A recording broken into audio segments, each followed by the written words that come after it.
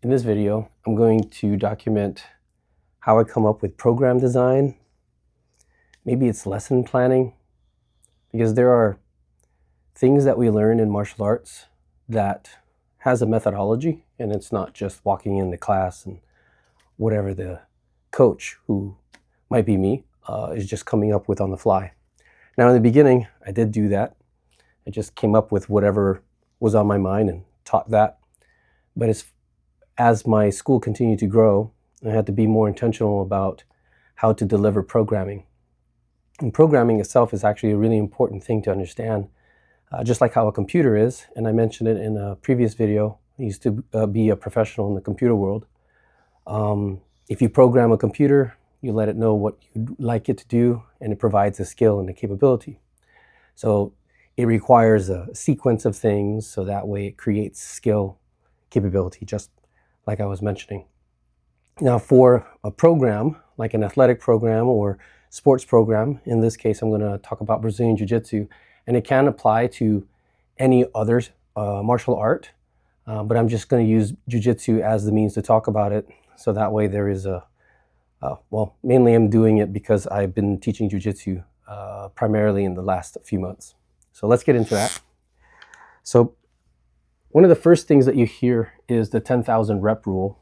And what I'd like to really say about that is there is a mind-body connection. So number one is about building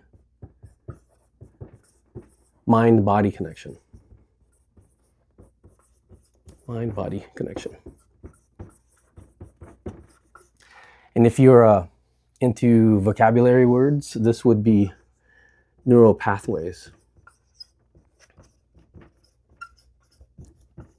Right, so like, you know, if you tell yourself to, if I gave you like a simple exercise like pat your head and rub your stomach, and you try to do it at the same time, you could potentially, if it was the very first time that you've done it, be able to acclimate to it. But then when you switch your hands and you do the same exact thing, the neural pathway is now conditioned to do a set of movements.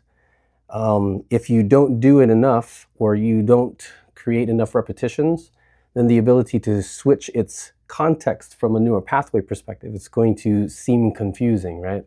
And the only real way to develop a very strong mind-body connection is to do it over and over and over again. So in this case, this would be about reps. So I'll just put that over here in purple. This is about reps. Now there's this idea in the Jiu-Jitsu community right now where it's a big buzz about constraints-led approach and the ecological way of learning. And there is a lot of merit to that through exploration, but what it doesn't really accommodate, or from at least what I'm seeing, is that there are people who do not have the coordination with their body just yet. And if you leave it up to just contextual training, when there is a real effort in creating agility specifically, or dexterity or flexibility or whatever it is, then you have to actually isolate that. So you take a sport like soccer or football, and you bring out an agility ladder, and you do these particular footwork where you do 2 feet in the square, 2 feet out of the square, and then you progressively go in a zigzag along the ladder. Concentrating on that is the mind-body connection. Now, if you use Muay Thai, then, you know, it's like throwing a jab and you consider your 3 points of coverage. If you did the CLA approach to that, the amount of times that someone has to get hit in the face before they figure out to put the hand over here, their chin down, and tucking their shoulder on their chin, they'd have to get smashed in the face quite often. So yeah, you can learn how to do that, but if you could give the technique right away and just do the repetition to create the mind-body connection, then there would be intentional practice behind that. So in Jiu-Jitsu, if I like taught you the 6-step armbar from close guard, yeah, there are details inside of it. It teaches a person how to move, not exactly how to use it during a dynamic movement. But this is actually something really, really important. So building mind-body connection, which is the neural pathway. Which brings me to number 2, which is the constraint-led approach. But instead of actually calling it the CLA, I call it building context. right? This one would be the CLA stuff, right? Constraints-led approach, or the ecological learning method. I'll just call it that, ecological learning method. Now, these two can go hand in hand, but when you look at the step number 2, all in itself, in order to understand what the technique is for, you have to create its context. So like in jiu-jitsu, you know, there's a saying where you learn this technique during class, you drill it a whole bunch of times, and then when it's time to execute it in real time, you forget all the details. Now, the piece that's missing inside of it is, let's say, the game itself. So I'm going to jump around a little bit and see if this makes any sense. But this video is unedited, so you'll actually see my way of thinking live without any edits. So chess. Let's use chess as the analogy. And you hear that from different people talking about how they refer to chess in their respective martial arts. So chess has 3 parts of its game. You have the opening. You have the middle game, and then you have the end game. And if you translate that to jiu-jitsu, opening would be like takedowns or guard pulling, because that's how you typically see 2 people standing on their feet, how they bring it to the ground. So there is a stand-up portion to it, the opening itself. Then you have the middle game, which is the vast majority of the information that you find on the internet, whether it's on YouTube, social media, maybe even blogs, apps, you know, on-demand courses that you find. There's an entire system around that. So the middle game, I'll just call it bulk, because the bulk of the material is inside of the middle game. And like using chess, right? Like I grew up learning the Kasparov stuff, right? Like I would buy the chess games that was specifically made with his style in mind. You know, the chess books that shows the different puzzles that lead into how he would normally solve chess-related situational things. So in jiu-jitsu, same thing, situationals. If you open up a chess book and you see mate in 2, then there are situations in jiu-jitsu where you can create a mate in 2, if that makes any sense. Maybe it's a mate in 1, mate in 5, whatever the thing might be. And then when you build its context, you'll be able to perceive what those sequential movements are, because you've been in that certain puzzle for quite some time. And I find a lot of use in the situational sparring in the same way that you would do in the chess middle game book, right? Middle game book. Well, it would have all 3 of them in there, but you can see how you can develop its context by playing the game and eventually coming to the conclusion of a sequential order. And then the end game, jiu-jitsu, that would be the submission, right? So you can have those to build its context. You could play its game, right? One section at a time, and then you can play the whole game, right? Like it doesn't really matter when in my head, it doesn't make sense to play the full game right away if you're a beginner. I think it would be most important to just do each section at a time, develop your context of each section, and then you can eventually play the full game. Can you get, you know, checkmate in 4 moves from the very beginning? You sure can. And every beginner in chess, at least the ones that want to get serious about playing chess, runs into getting beaten in those 4 moves. But then you learn from it, right? You start blocking those things, and you start wondering what are the possibilities of those situations, and then you explore it. So in turn, would explain the CLA, or the ecological learning method.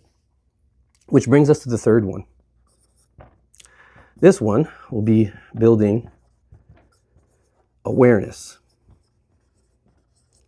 Right? It's like, what's the difference between context and awareness? Well, context is, like, in my mind, the actual substance to refer to, right? And then when you refer to a specific area, then you'll point out like an awareness piece, right? Like, let's say you're in side control and you have an underhook, or let's say you missed the underhook and the bottom has has the underhook on you. And then for some reason you're thinking, well, how are they taking my back all the time? And you develop this awareness to it. And then now you start talking about technique, right? Or the details. This is where technique actually is really born. When you look into if you really look at the definition of what a technique is, it's the most efficient method of approaching the context of whatever the situation might be. You can see the power of leverage, you can see the power of positioning, you can see the power of timing and all that other stuff, and that's where the technique is truly born. Now, can you do technique first, then context? You sure can. Can you do context, then technique? Of course.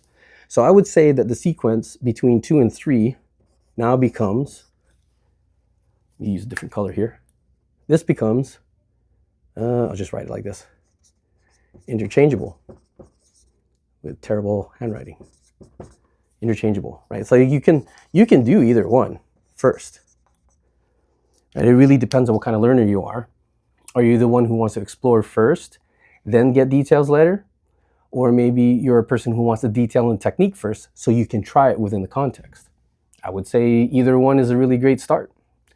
Now in class, there are a mixture of people, and I wouldn't actually just try to reset an entire class with a mix of skill sets to only do one specific way. So we're now in the middle of me teaching for quite some time now. So if you jump into class, you might get a context type of class. And then the next class, you might get into a technique type of class.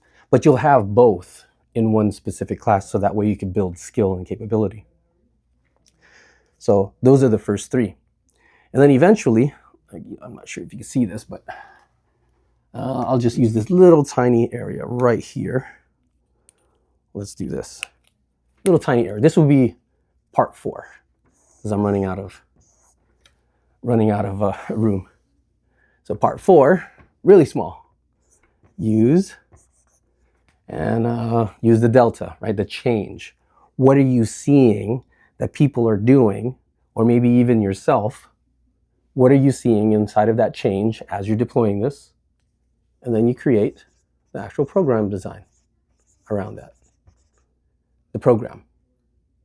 Program. I'll just write it like that. So the more and more times that you see a certain context, whether you're rolling or sparring yourself, maybe you study sport and, as of today, Euros, Pan Ams just happened, right? And you would take athletes at the highest level, see what they're doing, right? And use their changes, right, to whatever the classical or traditional methods are, and then you apply it. You bring it back into step number 1, create some reps that is specific to the movement that you might have seen the high levels do. You create a game, right? A context game. In this case, it's the CLA, or some people call it situational sparring. And then you start bringing awareness and covering certain details and techniques. And all you're really doing at the end of it all is learning how to deploy the chess game, right? Maybe you really wanted to just work on takedowns. So you'll create a CLA around that, and then you teach a technique. Maybe you saw some sort of pass or sweep inside of here, right? And maybe you wanted to cover the technique part first, and you created the game right after it, as long as you have a clarity on what the game actually is. Then maybe it's a submission, same exact thing. And you just keep repping it over and over and over again. And in these 4 different components, you'll find how a lesson plan, in my opinion, has intention around it. So that way the program, right, the thing that promises to deliver a skill and capability, has shape. I would think that this would count as curriculum. I'm not exactly sure. A syllabus, I'd have to look in the vocabulary, into the dictionary, to see which one it actually is more of.